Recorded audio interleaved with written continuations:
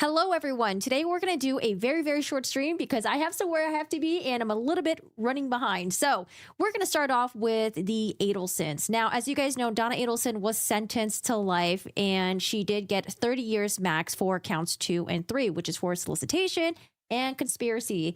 Now, we all remembered Harvey Adelson's statement because a lot of us, we didn't think he was going to speak out. Maybe he was just going to sit on the bench, stay quietly. Or honestly, I thought if he was going to speak out, it was just going to talk about how they built this life together, the dental institute, and how his family were being wrongly persecuted or something like that. You know, maybe like share some nice memories with him and Donna and how what a great mother she was. But no, he went on the offense. He attacked the Markels. He attacked the jury, the judge, the witnesses. And this is just your typical unhinged shit from people.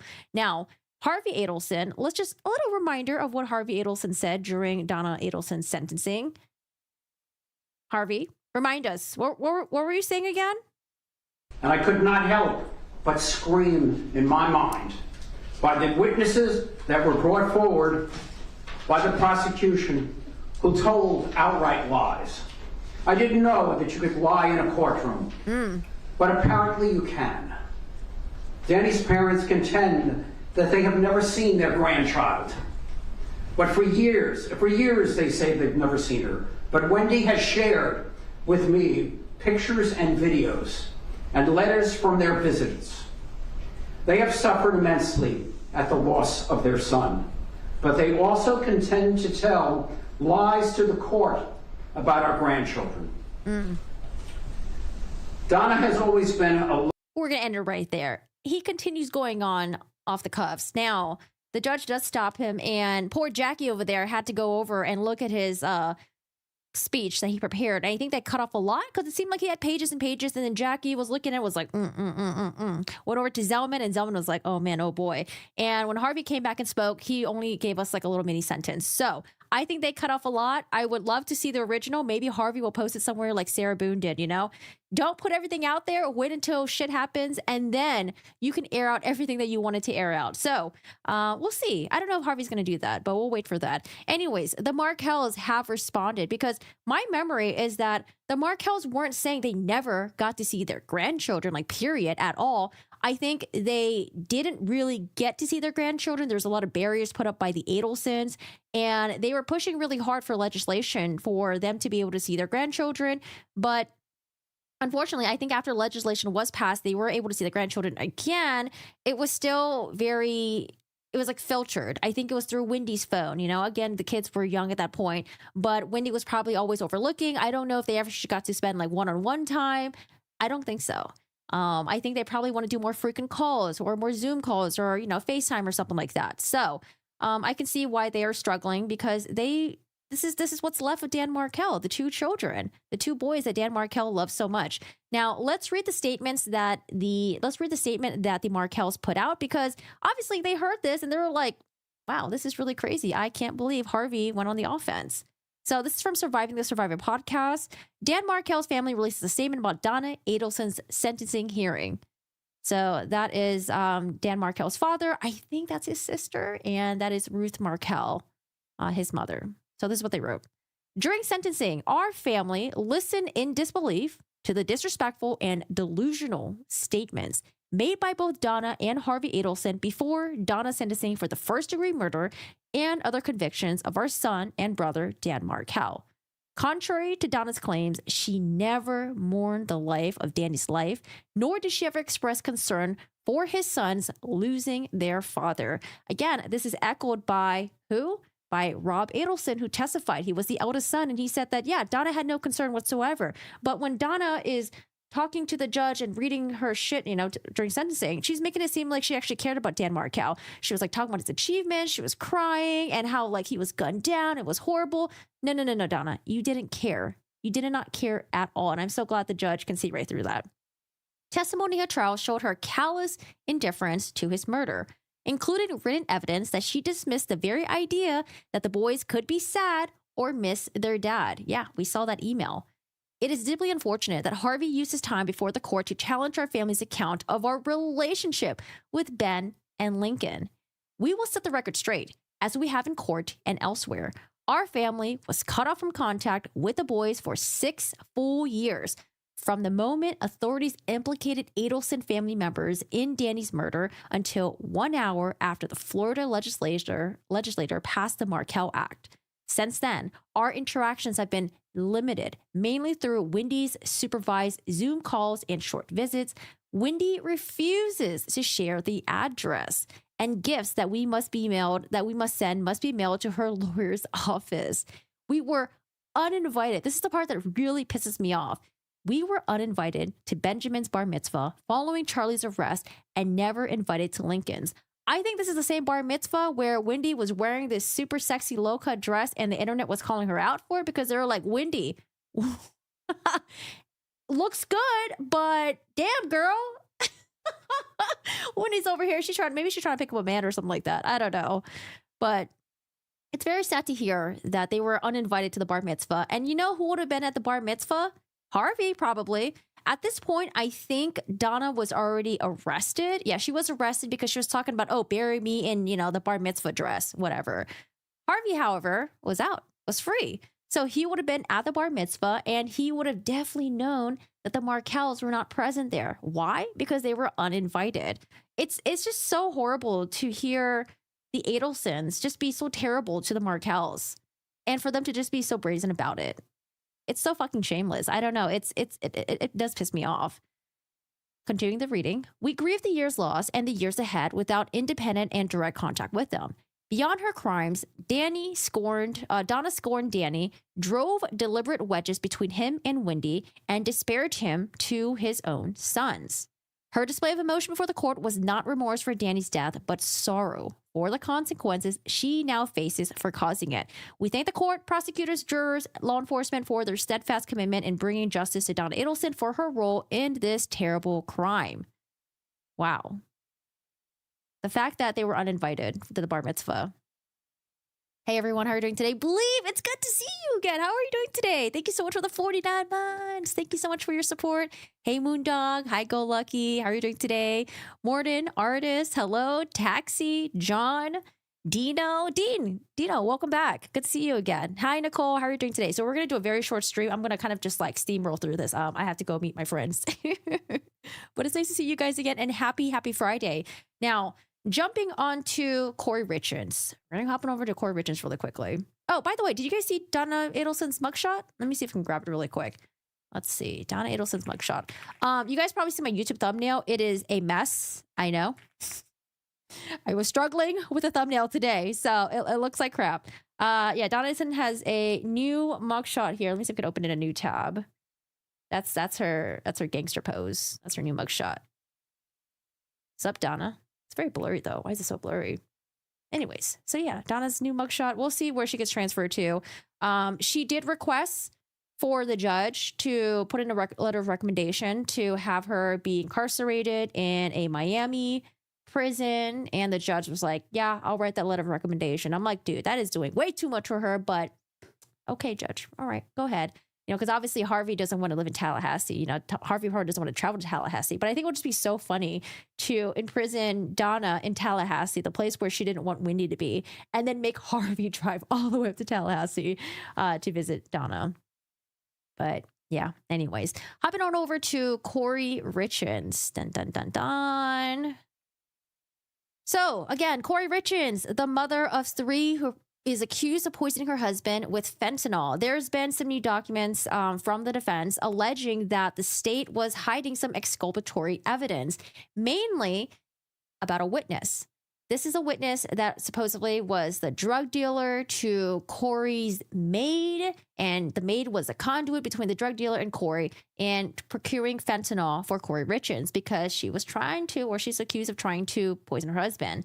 Now, the witness has been recently interviewed by the defense, and the defense, they were making some really strong accusations at the state, saying that like, hey, they knew about this interview. They knew that their star witness is falling apart, but they didn't let us know. It wasn't until we went to go interview the witness ourselves that we found out about this. And what the heck, what's going on? Because we're going to have trial in a couple months now. Like, we're completely being blindsided.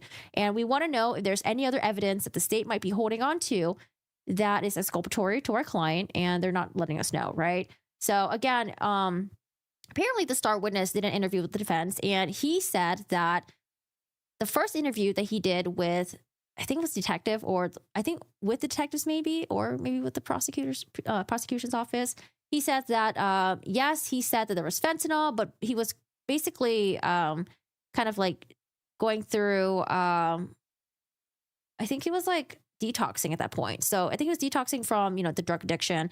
He was kind of like loopy, out of it, not really like in his right mind. And so he was doing this interview and he was like, oh, I don't remember saying that.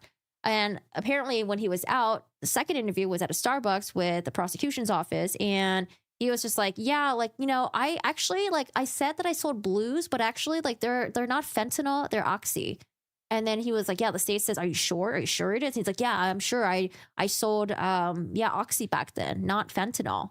So the defense is saying that, oh, well, if he never sold fentanyl to the maid and the maid giving it to Kouri, then Kouri never had possession of fentanyl. She had possession of oxy. And again, when they did the medical examiner's report, they found that Eric Richins had about the five times amount of the, the lethal dose of alcohol in his stomach.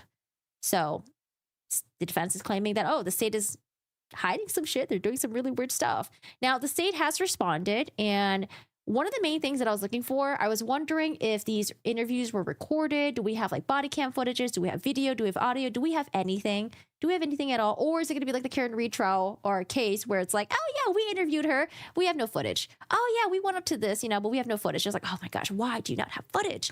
So I think there is footage. And yeah, let's read the state's response for Kouri Richins.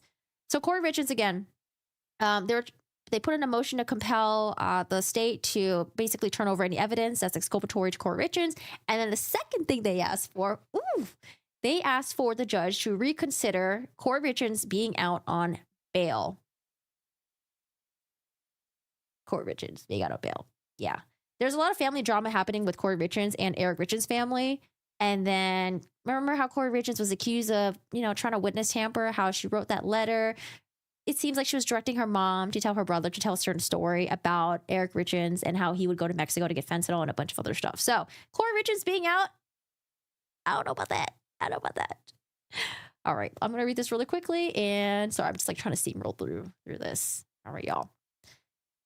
First, we have, this was filed yesterday, state's opposition to defendant's request for order compelling disclosure of exculpatory evidence. The state of Utah requests that the court deny the defendant's request for the order compelling disclosure of exculpatory evidence, the request, because there is no undisclosed exculpatory evidence, says the state.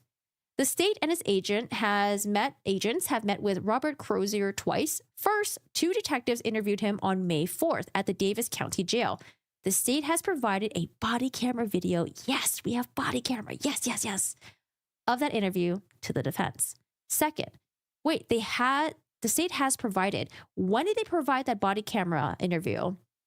Was it before the defense put in their motion for compelling the state for disclosing the exculpatory evidence, or was it afterwards? I'm assuming it would have to be before, right? Because you would want to disclose all the evidence. But I don't know if they gave it to the defense and the defense, I don't know.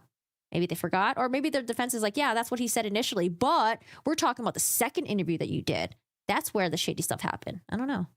Second, Chief Prosecutor Brad Bloodworth and Chief Investigator Travis Hopper met with Mr. Crozier on March 28, 2025. So that's the meeting they were talking about at the Starbucks to prepare him to testify. The state possesses no exculpatory evidence from that meeting to provide to the defense. See Bloodworth affidavit and Hopper affidavit. So unfortunately, the affidavit of the investigator and the affidavit of the lead prosecutor, it's sealed. I can't see it. So maybe, they have a hearing about this. Maybe they'll make some tiny little references here and there, but it's sealed. We can't see it. Accordingly, the court should deny the request. All right, well, here's a second one. State's opposition to the defendant's motion to reconsider bail and conditions of release. State's preferred disposition and grounds. The state of Utah requests the court deny the defendant's motion to reconsider bail and conditions of release, the motion, because Robert Crozier's recent assertion that he understood that the pills he sold to Carmen Lauber, again, that's the maid, contained only Oxycontin does not amount to a material change in circumstances. And I think a lot of you guys were saying that, like, okay, well, let's say that there's some woozy shit happening with a drug dealer's statement. I don't know, man. Everything else that Kouri Richins did really fucked her over. And it's possible that the jury could still find it really compelling that she committed the crime. Even though, you know, the drug dealer might have been like, oh, I'm not too sure. Maybe I did, maybe I didn't, or I don't think I did, or I think blues or Roxy's, maybe blues or something else. Regardless, substantial evidence exists to support the aggravated murder charge, notwithstanding Mr. Crozier's recent assertion. So they're like, yeah, well, even though, you know, if Mr. Crozier, if he becomes not a reliable witness, there's other evidence that supports what Kouri Richins did. Statement of relevant facts. Number 1, in February 2022, Mr. Crozier told Miss Lauber that he could get her fentanyl. That's why I was like, I want to see the text messages, because what do the text messages say? Text message between him and Carmen Lauber, the maid, and text message between him and other people. Was he dealing fentanyl around that time, right? Because he's trying to say that, like, oh, actually, it wasn't fentanyl. I didn't deal fentanyl until months later, I think. So Mr. Crozier told Ms. Lauber that he could get her fentanyl. And on 2 occasions that month, she purchased from him what she believed to be fentanyl. Here's a Lauber transcript. We don't have access to that. On May 4, 2023, Summit County detectives interviewed Mr. Crozier. He was certain that he sold fentanyl to Ms. Lauber. Detective, but you sold M30s, right? Crozier, yeah, I sold her what she knew what she was buying. Detective, it wasn't like she was asking for oxys or something like that, and she got the M30s and gets cut off. Mr. Crozier, right, no. Detective, so she knew that there was fentanyl in those pills? Crozier, absolutely. So this is the first interview. In September 2025, so this is the second interview, Mr. Crozier recanted his interview with detectives during interview with defense counsel and asserted that he sold Ms. Lauber blues that he got from an unidentified source, and that in the early 2022, he understood blues to only contain oxycodone, and that he did not come to know that blues also referred to fentanyl until the late 2022. Crozier affidavit. I wish we could just listen to the entire interview. So again, he recanted his interview when he was in an interview with the defense counsel, and that he said he sold blues that he got from who knows where, and that he understood blues to only contain oxy. But he did not know that blues also referred to fentanyl until late 2022. So I don't know. I don't know if this is like really the strongest thing that the defense has. Argument. Mr. Crozier's recent assertion that the blues he sold to Ms. Lauber contained only oxycodone does not withstand modest scrutiny. He doesn't know the composition of the pills because, as the defense also notes, they were never tested. He was a low-level street dealer who got pills from an unidentified source at a time when nearly every pill in the street contained some amount of fentanyl. Mr. Crozier speculates that the pills contained only oxycodone simply because he did not come to know that blues referred to fentanyl until a few months after he sold blues to Ms. Lauber. So this drug dealer is like, yeah, I was selling shit, and then I didn't even realize that it wasn't what I thought I was selling. I thought it was something else. Like, oh boy. I wonder what's more expensive, oxys or fentanyl? Probably oxys, right? Mr. Crozier's recent assertion is further impeached by May 2023 interview in which he denied that he sold Ms. Lauber oxys and affirmed that the M30s that he sold her contained fentanyl and that she absolutely knew that they contained fentanyl. Ms. Lauber corroborates Mr. Crozier's interview with testimony that she asked Ms. Crozier for fentanyl and believed that she received fentanyl from him. Ultimately, of course, Mr. Crozier's interview is corroborated by the constellation of means, motive, and opportunity evidence against the defendant and the toxicology results showing that Eric Richins died of fentanyl poisoning. Mr. Crozier's recent assertion does not amount to a material change in circumstances because it is not credible. Regardless, it does not detract from the substantial evidence that the court has twice found capable of supporting a jury finding that the defendant is guilty beyond a reasonable doubt. A reasonable jury could choose to completely discredit Mr. Crozier's recent assertion for the reasons stated above, or assign it de minimis weight, so like give it like very small weight, in comparison to the weight of the evidence well established in the record that the defendant committed aggravated murder.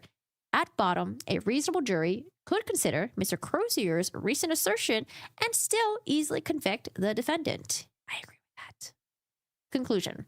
The court should deny the motion because Mr. Crozier's recent assertion that he sold pills to Ms. Lauber that contain only oxycodone lacks sufficient credibility to amount to a material change of circumstance. Regardless, the substantial evidence exists to support the aggravated murder charge, notwithstanding his recent assertion. So, I guess my question at this point is, okay, so you had a witness that said something very specific, right? Later on, that witness recants that. Is it the duty of the state prosecution to report that to the defense? Because I still feel like that's kind of not being addressed. So even though the state's saying that, like, hey, you know, this guy could be lying, he could be unreliable, but is it still your duty to tell the defense that the guy changed his story? I would think yes, probably, you know, maybe if that was recorded, if there were, if that interview was recorded, you would just turn over to the defense and be like, oh, hey, by the way, like, yeah, the guy like recanted the statement. Boo. I don't know. That's my question. That's my question. All right, guys. Well, that is pretty much it for today. Like I said, I was going to do the stream really, really quickly because I have somewhere to be and I was running late. But I want to read your guys' comments really quick because I always enjoy reading them. All right. I'm playing the new Digimon game because wait, Digimon? I thought the new Pokemon game was out right now. What's the new Digimon game? Besides, Digimon is amazing. Hi, Lyman. How are you doing today? How are you doing today? Hello, hello, hello. What's going on? How are you? Not a good picture of Ms. Donna. Kouri, the children's book author. Yep. Children's book author. Crazy. Hit the like button, y'all. Yes, thank you. If you guys are new here, hit the subscribe button. I would love to see you guys again. Stop by, say hello. And yeah, we also make videos as well. Left my touch DNA on that like button. Thank you. I appreciate that. Hey, Paul, how are you doing today? Where'd it go? I missed Paul's comment. Hey, Corky and chat, I know absolutely nothing about this case besides what Kouri looks like. Is it possible to give a one-sentence rundown? Kouri Richins, book author, has 3 children, is accused of murdering her husband by giving him a Moscow meal or a lemon shot that contained a shit ton of fentanyl. But that is just the beginning of it. There's a lot of the financial crime frauds that she's being accused of that happened before, and then a lot of the drama stuff that happened while she was in jail. So that's a tiny little thing. But yeah, there's we have a playlist of Kouri Richins, so feel free to check it out. Hey, Rain, how are you doing today? Hello, hello. How's it going? But yeah, guys, that's pretty much it for today. We did a little update with Donna Adelson. The Markels responded to Harvey's unhinged accusations at sentencing and Donna's pretending to mourn for Dan Markel. And then a quick little mini update with Kouri Richins with the state responding to the defense's accusations. So it seems like the state is really, downplaying it. But like I said, I do have the question, was the state supposed to give the defense a heads up that, hey, the witness that we had changed his mind? So I don't know. Maybe. All right, y'all. That's it for today. Thank you so much for hanging out. I will see you guys next week, maybe. Join the Discord if you guys want to. We do have a true crime section and a non-true crime section, but anything true crime related or any new topics that you guys are interested in, feel free to post it in the true crime section. A lot of you guys are also interested in like the David stuff. My friends are also interested in the David stuff as well. But, I'm waiting. I'm just chilling right now, waiting to see if, I think first they have to rule Celeste's death as a homicide and then an arrest can happen. And then, once we have the probable cause and like the arrest affidavit, if that ever gets, if we ever get to step 2, that's when I think I plan on covering it. But other than that, guys, I hope you guys have a good one. Take care. No trial this month because Brian Walsh's trial has been moved. I need to see what's going on with that because I know they did do the mental health evaluation the mental evaluation. So I don't know when that got pushed to, but I think maybe December. Courtney Clenny, the OnlyFans model, I think that's her trial. I think it's still scheduled for December. So other than that, guys, take care. Have a good one. We have some videos posted about Donna Adelson's sentencing. If you guys missed it, watch that. We did a recap on Donna Adelson's trial. Feel free to check that out as well. And then I will probably do maybe like a little recap video of Kouri Richins. So I'm just trying to see what else is going on here. But guys, I appreciate you guys being here. Have a good one. Take care. Bye. See ya. I gotta run out.